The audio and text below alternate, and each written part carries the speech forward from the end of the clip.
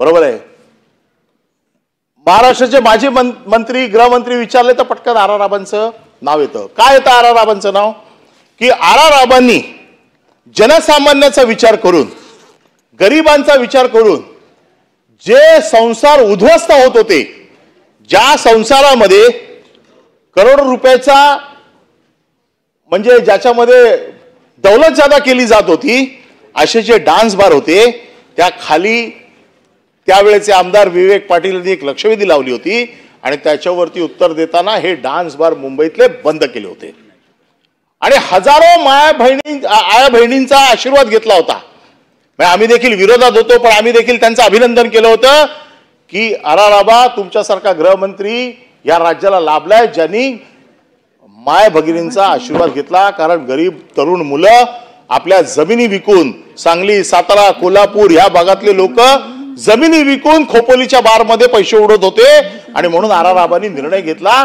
त्या R R राबांचा आज आत्मा दुखावला असेल, दुःखी झाला असेल.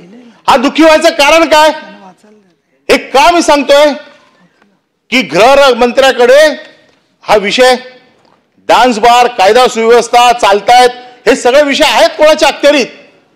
गृहमंत्र्यांच्या अखत्यारीत आहेत. आणि गृहमंत्र्यांनी हा जो कायदा केलेला आहे, या कायद्याचं नाव आहे महिलांची प्रतिष्ठा राखणं. हा कायद्याचं नाव आहे महिलांची प्रतिष्ठा राखणं. आणि मी हा मुद्दा म्हणून कायदा सुव्यवस्थेवरती चर्चा करताना हे सांगतोय की महिलांची प्रतिष्ठा राखणं हा कायदा आहे. पण आज काय चाललंय? मुंबईमध्ये कांदिवलीमध्ये सावली बार अँड रेस्टॉरंट आहे. हे सावली बार अँड रेस्टॉरंट, या सावली बार अँड रेस्टॉरंट मध्ये 30 मे 2025 ला समतानगर पोलीस स्टेशन आणि युनिट नंबर 12 यांनी रेड केली.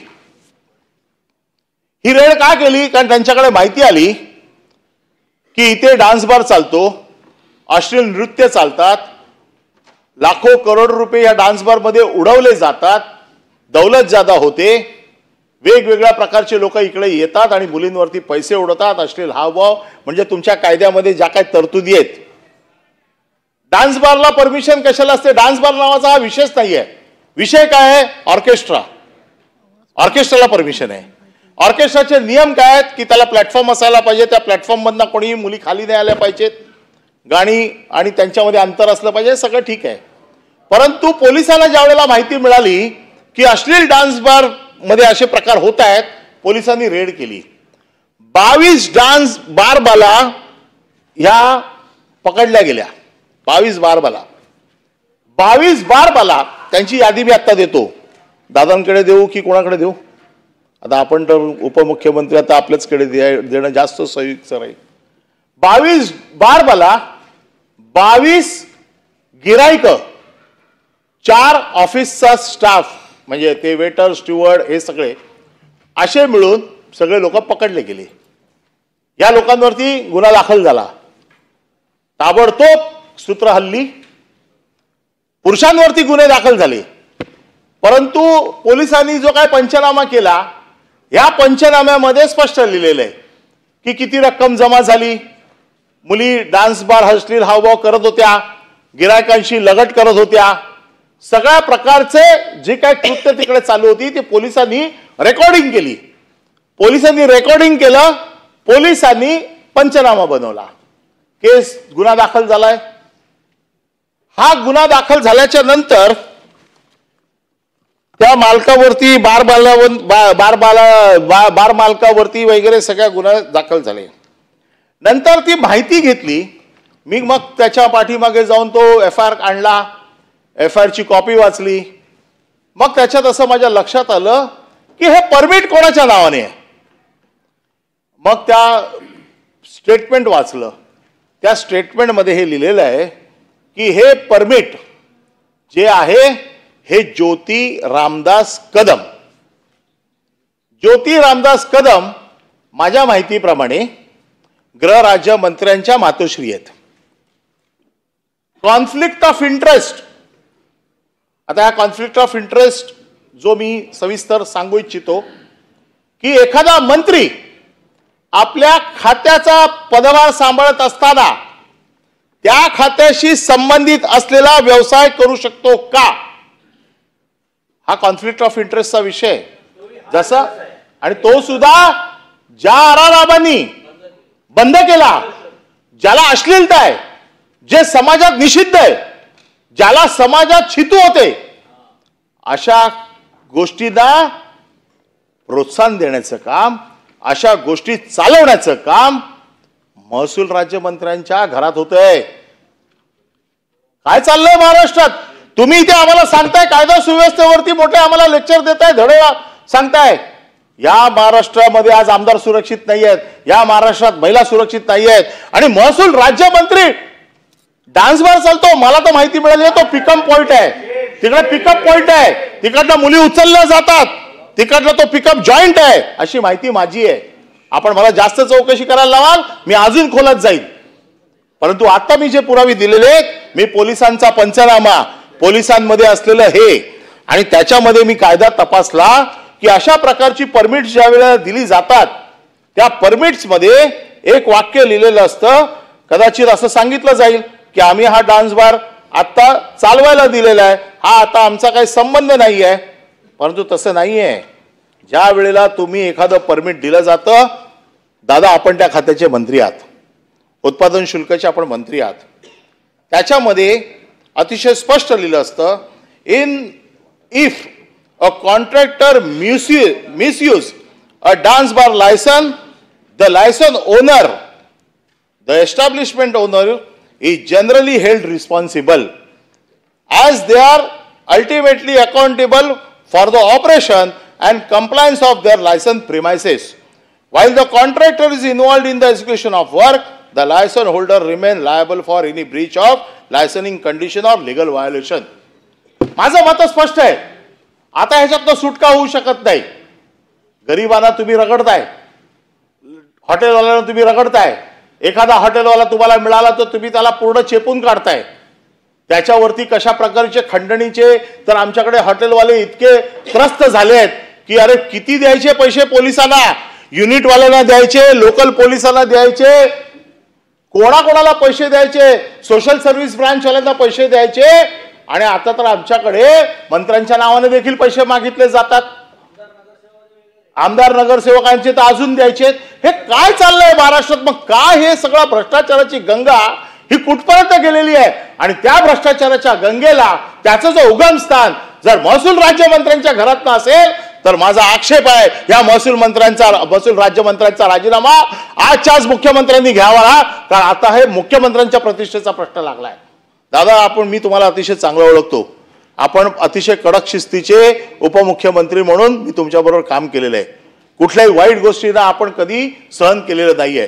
चूक तर चूक, बरोबर तर बरोबर, बरोबरच्या पाठीशी तुम्ही मजबूतीने खंबीरपणे उभे राहिलेले आहात, आणि चुकीच्या पाठीशी तुम्ही आसूड ओढलेले देखील मी बघितलेले आहेत. आणि म्हणून तुमच्यासारख्या उपमुख्यमंत्र्यांकडे, ज्या मुख्यमंत्र्यांकडे आज गृहमंत्र्यांची धुरा आहे, जे मुख्यमंत्री आज गृह विभागाचा कारोबार अतिशय सक्षमपणे मी चालवतोय असं सांगतायत, त्या गृहमंत्र्यांकडे मी आज अपेक्षेने बघतोय की एक राज्यमंत्र्याच्या घरात डान्स बारचं परमिशन आहे, त्यांचं प्रिमायसिस ते आहे, कायद्याप्रमाणे ते लायबल आहेत, कायद्याप्रमाणे ते दोषी ठरलेले आहेत. या गृह राज्यमंत्र्यांचा राजीनामा मी या दोन्ही प्रकरणात मागतोय. मला बघायचंय सरकार काय करते, आणि जर आज सरकारने काही केलं नाही तर या सगळ्या गोष्टींना सरकारचा पाठिंबा आहे असा समज आज 12 कोटी जनतेच्या समोर जाईल. आणि असा समज जायचा नसेल तर आज तुमची ताकद आम्हाला बघायची आहे. ह्या महाराष्ट्रात चाललंय काय? आमदार मार खात आहेत, बॉक्सिंग चालली आहे, चड्डी बनियन गँग जोरात आहे. काय चाललंय काय? कायदा सुव्यवस्थेवरती दररोज, आता पण आम्ही राज्यपालांकडे गेलो, राज्यपालांच्या इकडे आम्हाला रस्त्यावरती सांगितलं तुमचा पीए उतरवा खाली गाडीतला. आमचा एक पीए बरोबर आहे का? तो म्हणे ना राज्यपालांची सिक्युरिटी. अरे या महाराष्ट्रात राज्यपाल सिक्युरिटी नसेल, राज्यपालाला जर स्वतःच्या जीवाची भीती वाटत असेल की सिक्युरिटीच्या माध्यमातून कोणतरी माझ्या राजभवन मध्ये घुसेल, तर सर्वसामान्य तुम्ही जनसुरक्षा बिल आणलंय, हे काय चाटायचंय? काय करायचं या बिलाचं? ज्या राज्यपालांच्या इकडे मी 25 वर्ष आज राज्यपालांना भेटायला जातोय, आम्ही काय कुठले गुंडपुंड घेऊन गेलो नाही. या विधान भवनामध्ये मोक्काचे आरोपी येतात. या विधान भवनामध्ये मोक्काचा आरोपी कसा येऊ शकतो? या विधान भवनामध्ये काल जी मारामारी झालेली आहे, विधानसभेच्या तोंडाला काळीमा फासण्याचं काम गेल्या 25 वर्षात तुम्ही तरी बघितलं नाहीये. परंतु शर्मेने मान खाली घालावीशी वाटते की मी महाराष्ट्राचा राज्याचा आमदार झालोय. मगाशी कोणतरी म्हणालं की आता आपला बिहार झालाय. आज बिहार मध्ये असं म्हणताय तुमचा महाराष्ट्र झालाय की काय? ही शर्मेची गोष्ट आहे. आणि ही शर्मेची गोष्ट मी सर्वसाधारण दारू पाजणारे, सर्वसाधारण मटका चालवणारे, सर्वसाधारण लोकांकडनं मी समजू शकतो. परंतु तुमच्या राज्याचा गृहराज्यमंत्री, तुमच्या राज्याच्या गृहराज्यमंत्र्याकडनं, तुमच्या राज्याच्या महसूल राज्यमंत्र्याकडनं जर हे सगळे कायदे तुडवले जात असतील आणि त्याला जर प्रोटेक्शन मिळत असेल तर आज मुख्यमंत्र्यांच्या कर्तृत्वाच्या प्रश्नावरती प्रश्नचिन्ह लागलेलं आहे की ते आज काय करणार आहेत. काल तर एक पुरावा माझ्याकडे असा आला, आरटीओ मध्ये एक अधिकारी आहे सचिन पाटील. सन्माननीय परब साहेब, नाही कायदा सुव्यवस्था आहे ना. नाही आपण बोलायचा प्रश्न म्हणजे तो किती वेळ बोलायचा तुमचा अधिकार आहे. मला आज फक्त कमीच बोलायचंय, पण नेमकं बोलायचं. कमीची व्याख्या काय? आणि कमीचा व्याख्या म्हणजे पुराव्या सकट मी हे दोन्ही जे विषय मांडले हे पुराव्याविषयी मांडलेले. फक्त मला भाई जगताप आणि शशिकांत शिंदे दोघांची नावं आहेत, तेही अभ्यासू आणि जुने सदस्य आहेत. तो देखील ऑलरेडी गादी दानव्यांमध्ये मी काल विनंती केली होती की माझं जे काय भाषण आहे याच्यामध्ये मला मंत्र्यांनी आदेश दिले होते की तुम्हाला पुरावे द्यावे लागतील. तुम्ही तुमचं करताय ना काम, तुम्ही बरोबर करताय. फक्त वेळ किती आहे कारण मला करून परत आपल्याला उत्तर ऐकायचं ना. 15 मिनिटच लागतील, जास्त लागणार नाही. ठीक आहे, शक्यतो त्याच्या अगोदर प्रयत्न करतो आदेश असेल तर. नाही आदेश म्हणजे विनंती आहे. तिसरा विषय असा आहे की सचिन पाटील नावाचा आरटीओचा अधिकारी आहे. दादा काय चाललंय समजत नाही. त्याचा ड्रायव्हर जो कंत्राटी होता त्याचं कंत्राट संपलंय. ह्या सचिन पाटीलचा ड्रायव्हर अधिकाऱ्यांचा म्हणजे त्या ऑफिसरचे ड्रेस घालून रस्त्यावरती ती चलन मशीन घेऊन उभा आहे आणि लोकांकडनं चलन फाडतोय. पोलिसांमध्ये, आरटीओ मध्ये वेगवेगळ्या खात्यात याला 0 नंबर म्हणतात. जे एक शब्द आहे 0 नंबर. पण असं तर कधी बघितलं नव्हतं की 0 नंबर अधिकाऱ्याचे कपडे घालून हे लोक पैसे गोळा करतायत. त्याचे पण फोटो मी आपल्याकडे पाठवतोय. तो अधिकारी गाडीत बसून आहे, त्याचा ड्रायव्हर अधिकाऱ्याचे कपडे घालून रस्त्यावर उभा आहे, मशीन घेऊन उभा आहे, गाड्यांना अडवतोय. एक व्हिडिओ फुटेज आलं, चॅनलवर चाललं, अजून त्याच्यावरती कुठली कारवाई नाही. चौकशी करू म्हणतायत. अरे तुमच्याकडे व्हिडिओ आहे, तुमच्याकडे त्याने कपडे घातलेला फोटो आहे, त्याचा अधिकारी गाडीत बसलेला आहे, नाव सांगितलंय सचिन पाटील, त्याचा जो 0 नंबर आहे त्याचं नाव सांगितलेलं आहे. मी त्याचे फोटो आपल्याकडे पाठवतो, आपण संबंधित खात्याला पाठवा, आम्ही चौकशी करू, आम्ही विचारू, आम्ही बघू. हे सगळं आता बस झालं. आता तुम्हाला काहीतरी दाखवण्याची गरज आहे. तुमच्याकडनं लोक एवढ्या मोठ्या प्रमाणात तुम्हाला लोकांनी निवडून दिलंय, अपेक्षेने निवडून दिलंय. तुमच्यावरती लाडक्या बहिणीची कृपा आहे. एका बाजूला लाडक्या बहिणीची तुमच्यावरती कृपा आहे आणि दुसऱ्या बाजूला माय भगिनींना तुम्ही हॉटेलमध्ये नाचवताय, तिकडे तुम्ही पिकअप पॉइंट्स उभे करताय. कुठल्या दिशेने चाललंय हे सरकार?